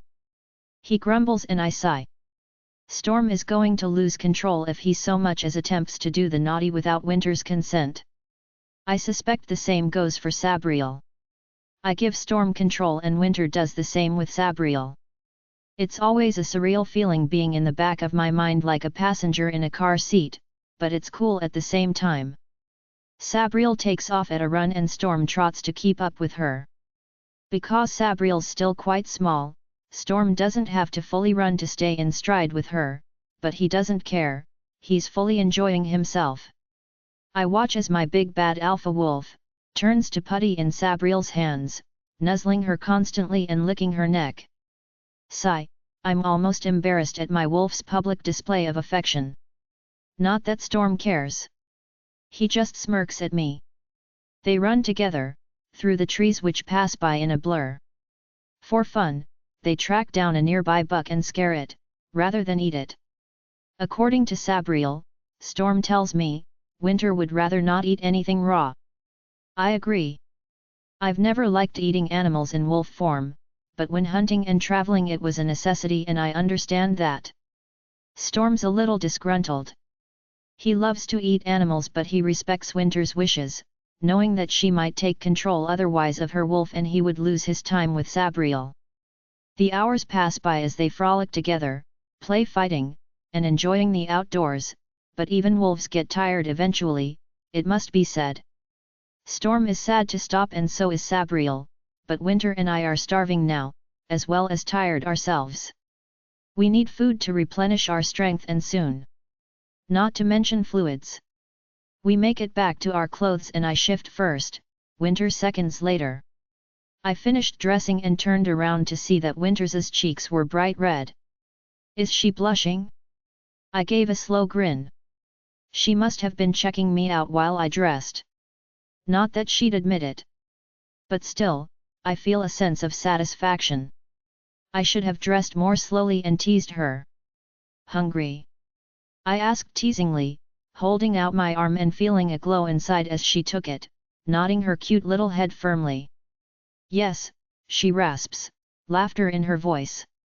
She seems to have enjoyed herself. We made it to the kitchen and I made her sit down, noticing that, except for the flush in her cheeks, she looked extremely pale. How do omelets sound with some chicken? I asked and she looked at me in surprise. You cook? She says incredulously. I pretended to be offended. Of course, I cook. Not all of us men are hopeless in the kitchen, I tell her gruffly. Sounds good, she gets out and I grin, whipping up the ingredients in no time. I do make a mean omelette if I do say so myself. Although contrary to what I told Winter, it's one of the few things I'm competent at. I'm not so good with complex recipes, but she doesn't need to know that. This will impress her and that's what I'm after. I slide the plate in front of her, sitting across from her and watching with delight as she picks up the fork and takes her first mouthful, moaning in delight. I squirm in my seat, hurriedly beginning to eat in the hopes of distracting myself. It doesn't work and I continue to shift, trying my best to stop myself from hardening. There's silence as we eat, but it's not the awkward type of silence. Rather, it's a comfortable silence and before long, I push my plate away, Winter's still half full and she glances at me sheepishly. I guess I gave her too much to eat. I thought you were hungry, I commented, a little nonplussed and slightly panicked.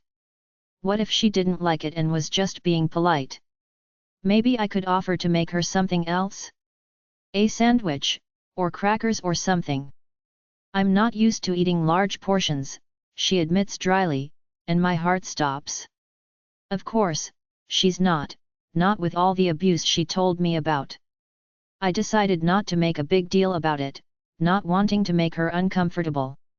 Still, the mood is slightly awkward now. I grab the plates and place them gingerly in the sink, returning with 2 sodas, one of which I hand to her as she looks at me gratefully and begins to sip. There's an idea playing around in my mind and I don't know whether it's a great idea or not. Still, I can't stop myself from mentioning it.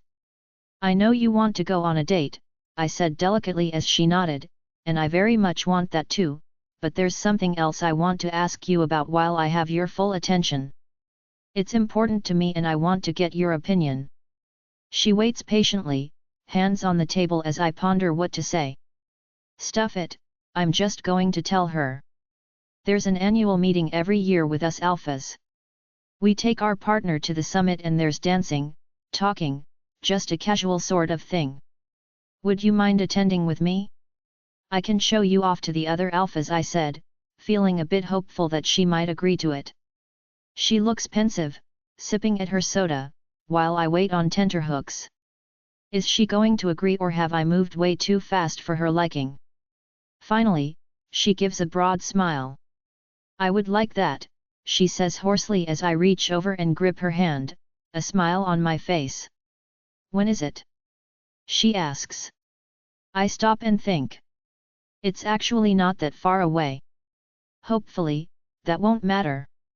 I met her eyes feeling sheepish. It's in 2 weeks' time, I said slowly, which means we need to organize a dress for you before you go. Winter looks at me and shakes her head. My heart plummets to the ground. Did she not want to go with me now? Was it too soon for her liking? No dress, she tells me, and my heart begins to speed up again. I don't like them. It's unusual, but if she doesn't want to wear a dress, I'm not going to make her. But I can't help myself from asking, what would you like to wear? She shrugs. A skirt maybe, not sure. Fair enough. Why shouldn't she be comfortable in her own skin and clothes? I guess we men have it easy in that respect. It's easier for us to get dressed and go. I want her to dress however she likes, even if it means a sweatshirt and pants. She looks beautiful no matter what she wears. In the meantime, I'll get started on this date of ours, I said with a wicked wink as she giggled and asked, are you going to be okay if I go and do some business? I asked. You could always sit in the study with me, I added, my eyes lighting up. Can I come with you? She asks uncertainly. Oh, you bet you can, I growled, picking her up and carrying her down the hallway. I place her on the couch in the corner as she watches, sitting on my computer and doing the bare minimum I need to do for today. I'm still contemplating date night when I finally close the laptop and glance over at the couch. Winter's asleep, tossing and turning slightly as I walk over. Do I wake her? Or let her sleep? She looks so innocent and childlike, I can't help but reach over and touch her face, her pale lips partially open and her soft snores filling the room. It's so endearing. Quietly, I gathered her up and began the long trek upstairs, careful not to wake her. Date night was going to be the best damn date Winter had ever been on, I determined, looking down at my beautiful mate. It was time I started making everything up to her and showed her just what a great mate I could be and show her my adoration at the same time. Make up for all the crappy things I've done to her. Winter POV Kai's been a little on edge the last 2 days and I'm wondering about that, but he's also been secretive and avoiding me, which I'm hoping is for a very good reason. I walk out of the bathroom, thoughts whirling around in my head and stop short. There, lying spread out on the bed, is an outfit, one that astonishes me as I walk over and pick up the skirt and shirt, a smile on my face. He had to have chosen this out himself and that pleases me more than anything. Is this for our date? Are we finally going on one? I've been waiting with anticipation for it. He's listened to me when it comes to dresses, then I think relieved. The skirt is gorgeous, a black leather one that flows out from the hips and stops just above the knees. There's a plain white camisole to go with it, but the jacket he's provided stops me in my tracks. It's leather, the same black as the skirt, but short, ending at my hips. It's one of the most beautiful jackets I've ever seen and I admire it greatly, holding it up against my body, even twirling around in front of the mirror. It's so beautiful, but more importantly, I feel beautiful imagining myself in it. I can't wait to try these clothes on, I think odd. There's a piece of paper on the floor and I scoop it up, knowing it must be from Kai. It must be a message of some sort. It simply reads, date night tonight, get dressed and wait for me to come to get you. Short but sweet, I think, eagerly getting dressed and admiring myself in the mirror. Since I arrived at Kai's pack, I've gained some weight and filled out my curves. My skin has started to tan, a golden honey color that brings color to my face. As I stare at my reflection in the mirror, I see a pretty girl instead of the one I used to know. It's so astonishing how much I've changed, but it's been for the better. I'm growing as a person and becoming more like who I want to be, instead of the old Winter who was beaten and tortured. I never want to be the old Winter, ever again. You look smashing, Winter. My God, that man has good taste in clothes, hasn't he? Isn't it beautiful, Sabriel? I wonder what he has in mind for tonight? I wonder where we are going? Something tells me it's going to involve dancing, or at least I hope so. We can get our jiggy on, and dance with him. Have loads of fun. You're weird, but I love you anyway, Sabriel. Love you too, Winter, but in a different way to Kai. I love him too. I think I might love him as well, Sabriel. I think I do. The door slowly creaks open and I whirl around, my eyes meeting Kai's as he steps into the bedroom, a smile on his handsome face, and a bouquet of flowers in his hands. He holds them out to me as I gasp and I eagerly accept them, sniffing their fragrances while my heart thuds loudly in my chest. He's taken the trouble to bring me flowers. I'm already melting and we haven't even made it out of the bedroom yet. Sabriel is purring in my mind. She adores the flowers as well. Purple roses are one of my favorite flowers. How had he known? I think I only mentioned it once and it was in passing. I couldn't help staring at Kai. He's made a special effort to dress himself in a suit today, black trousers and a white shirt with a suit jacket, but it makes him look even more masculine and handsome. His scars stand out, but truth be told, I barely even notice them anymore. I hope he doesn't get self-conscious while we are out. I want him to feel comfortable and have a good time as well. God, he's so damn gorgeous and it's like he doesn't even know it. He gives me a smile. You look beautiful, he tells me huskily as I glow at the compliment. Thank you for the outfit and the flowers, I said quietly. My voice has slowly gotten better over the last few days and, although it's still quite hoarse, I can speak a lot easier. It doesn't hurt as much either. You're welcome. Are you ready to leave? He asks and I look at him, wriggling my eyebrows and making him laugh. Maybe, do you want to tell me where we are going? I asked and he shook his head slowly, a small smile on his face. It's a surprise, he says firmly, taking hold of my hand, and I reluctantly place the flowers on the bed, on the way out of the bedroom. Hopefully, they don't die while we are gone. He leads me down to the garage and opens the door to the nearby Mercedes, helping me inside like a true gentleman. I'm speechless. This is a side of Kai I've never seen before, but man do I really like it. He shuts the door and makes his way over to the driver's side, getting in smoothly and turning the engine on. Do you want some music? He asks and I nod, watching as he turns the stereo on before he begins to pull out. It's country music and I grin. Nothing beats a good old country song when it comes to driving. I lean back against the chair and relax, enjoying the peaceful drive and the scenery as we go past. But soon enough, we're pulling into the city and I give Kai a questioning look. I'm not used to the nightlife but he takes hold of my hand and squeezes it. I know you just turned 18 a few months ago, he tells me quietly as I nod, surprised he remembers and it occurred to me there's a lot of things you've not had the opportunity to do yet. So I thought we would go to a club I know, it's the best in the city, he boasts, and I laugh, feeling incredibly nervous. I've never been clubbing but I know plenty of people in school have. It just seemed to be so crowded. I felt a slight sense of panic. I don't know how to dance. What if I embarrass him? Or what if other women try to take him away from me? Sabriel gets annoyed at that thought and I hastily cool her down. He seems to be reading my thoughts. For what it's worth, he says quietly, still driving, face gathered in concentration, I am not much of a dancer either. We can look awkward together, he chuckles. That makes me giggle. This could be fun. In fact, the more I think about it, the happier I become. I might not be of the legal age to drink, but that doesn't mean I can't have a good time and I hadn't expected Kai to think of something like this for our first date. He was really putting in the effort. Especially since I can't see him actually liking big crowds like this.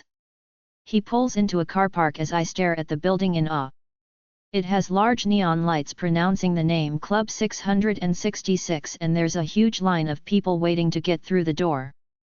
It's going to take forever before we can get inside, I think to myself, a little deflated.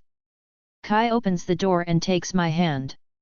Let's go have some fun, he says and I smile, taking his arm and letting him shut the door. Oh well, it will be worth the wait.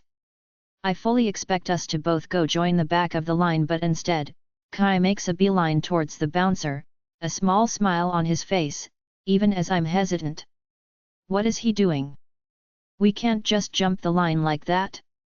Already the crowd is muttering and I can hear angry voices which make me cringe, even as Kai drags me to the front of the line where the bouncer is waiting. Leo, he says, startling me as he greets the bouncer. The bouncer is a large man, clearly, a shifter with muscled arms folded across his bulky chest, his head shaved, and sunglasses on his eyes. He's not fooling around when it comes to security. He looks like he takes his job very seriously. Alpha Kai, the bouncer greets him with a smile as I look back and forth between them. They seem to know each other, but I hadn't thought that Kai would be the regular clubbing type, so what was going on? Were they old friends from school or something? This is my date Winter. Kai introduces me and the bouncer shakes my hand, gently for someone with such large hands. He seems to be a nice person, even if he does look a bit scary. It's a pleasure to meet you, Winter, Leo says. Nice to meet you, I stammered back, looking helplessly at Kai. He takes pity on me. Leo, is it cool if we go inside now? I want to get Winter out of the cold. It's freezing out here. Leo gives him a wink. Course you can, he says with a chuckle and a shake of his head. I'm not about to tell the owner he can't get into his own club.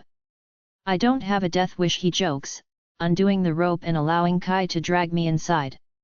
Well, not drag, maybe gently tug me inside. I'm in shock. I can't believe that Kai owns a club.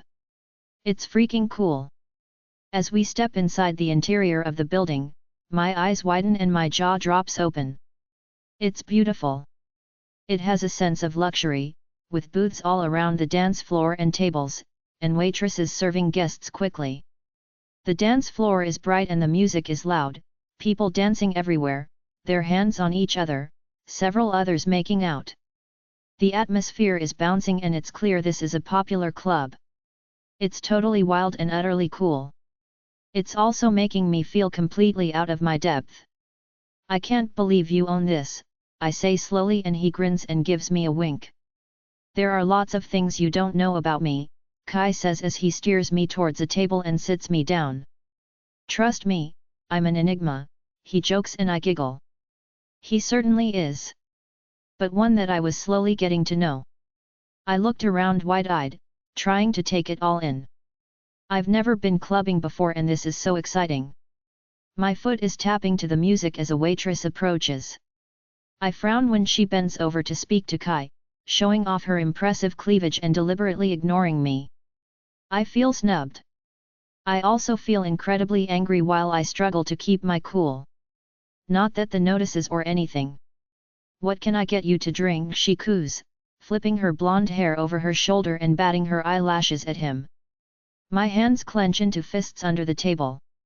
Sabriel is ready to lunge across the table and send the waitress flying.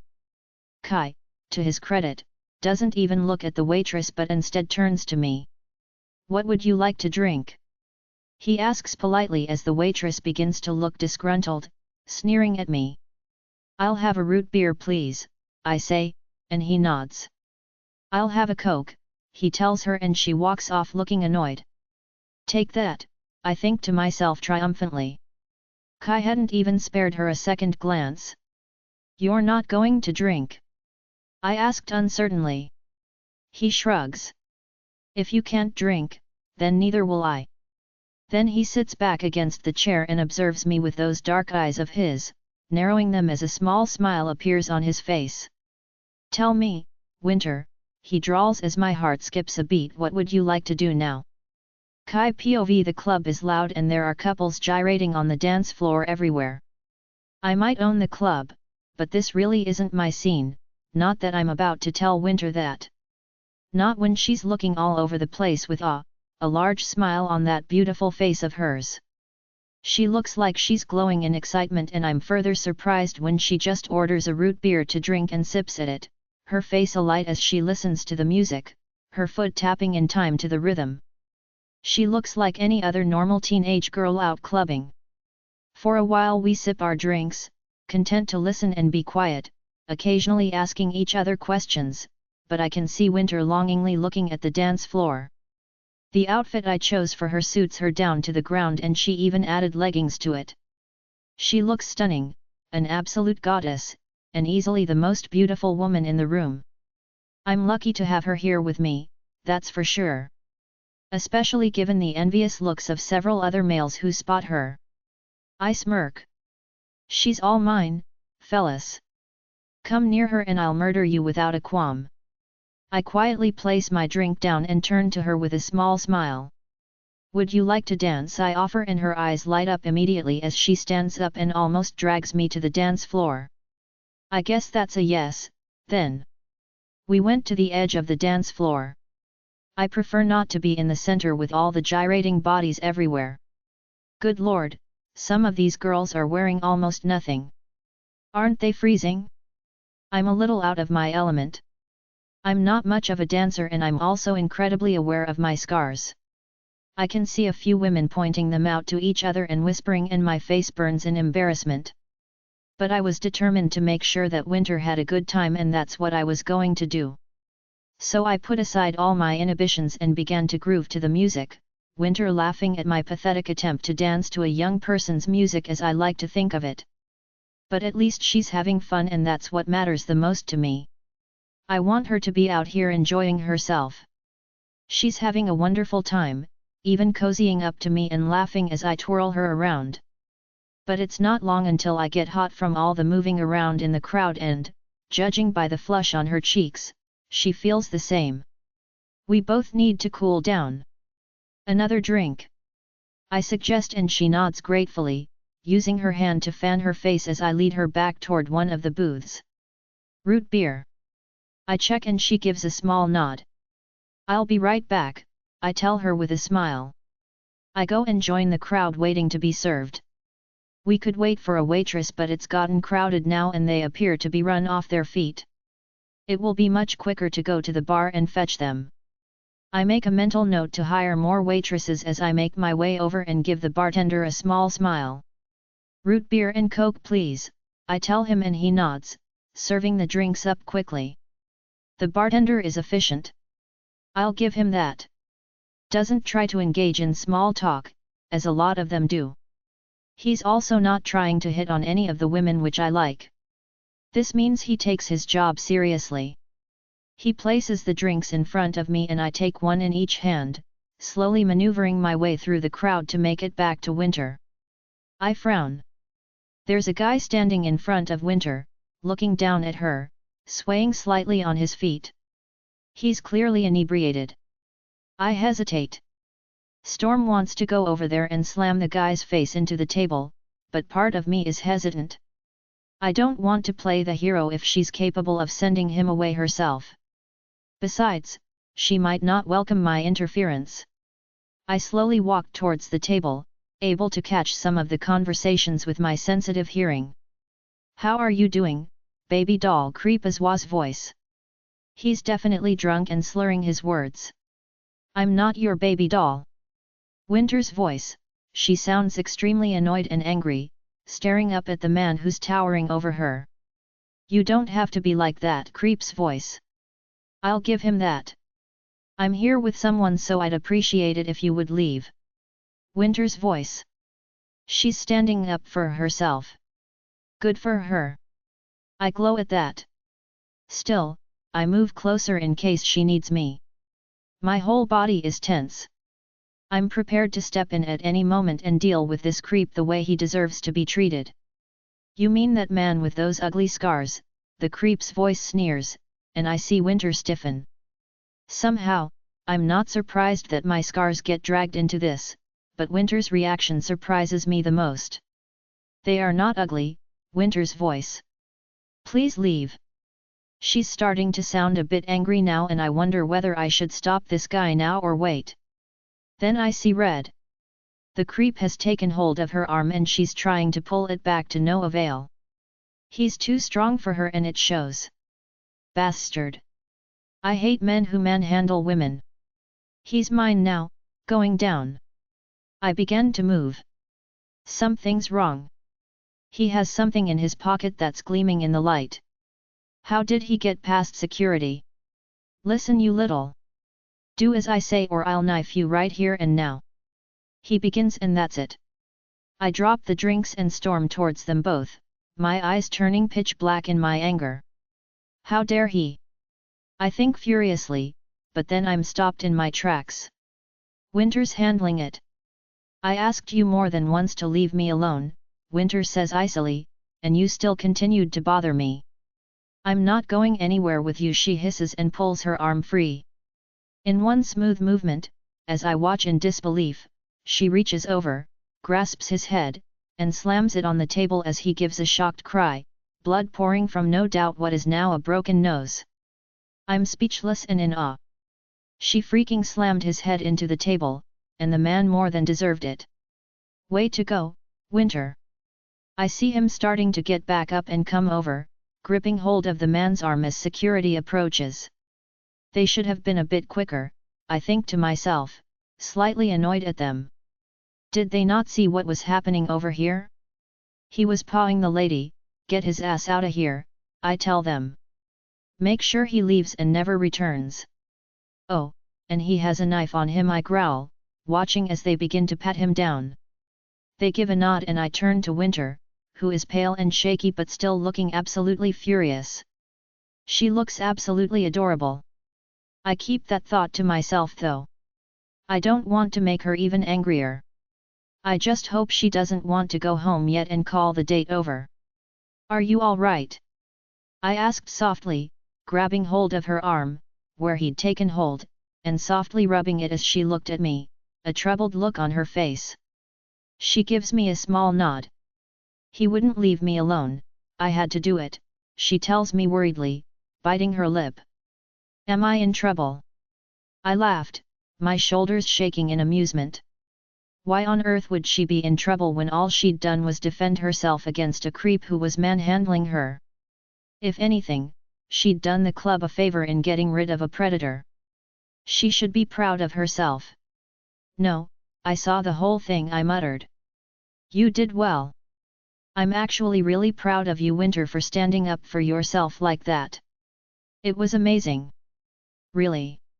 She says in a small voice. I haven't wrecked the date. She asks timidly. Is that what she's worried about? I feel a warm glow inside of me. She hasn't ruined anything. There's no way I would say this date was ruined. Not when it's only just begun. Poor thing. Of course not, I said with a grin. Do you want to leave or do you want to go and dance some more? I really hope she wants to dance again, I'm desperate to have her in my arms again. She cocks her head and gives me the tiniest smile. I would like to dance, she breathes, and I lead her to the dance floor, twirling her around and ignoring the mutters and looks. All I can think about is Winter and how she had defended my scars against the creep who'd approached her. She didn't have to, but she'd done it anyway, not aware that I could hear. My heart skips a beat. I've fallen in love with this girl, completely and utterly, but I had yet to say the words, at least in an official matter. Would she accept my feelings or would she think I was moving too fast? I decide to wait, closing my eyes and resting my head on hers as we slowly move in time to the music, grateful just to hold her in my arms and breathe in her delicious scent. This has been the best night of my life, and it's all because I got to spend it with my mate. I'll never forget this date for as long as I live. I hope it's the same for Winter. But I'll never know unless she tells me. At least I know it's the first date she's ever been on. Surely that would make it special, wouldn't it? Later, I'm driving and keeping a wary look on my sleepy mate. She stares out the window, watching the scenery, her eyes barely staying open as I force back my grin. There's no way she's going to be awake when we make it back to the pack house. Not that I mind. It means I get to hold her again when I put her to bed. But, I say sternly to my wolf who's prancing around in my head, it would only be putting her to bed, not the other thing. Storm whines but accepts it. The poor girl's almost comatose, that's how tired she is. Kai, she mutters, slurring her words from how tired she is. Can we go back again and dance together? Of course, we can. We can do whatever her little heart desires if it means I get to hold her in my arms again or kiss her. Man, I'm becoming clingy, aren't I? Yet I can't seem to help myself, not when it comes to her at any rate. Anytime you want, so long as there's nothing else going on, I promised thickly.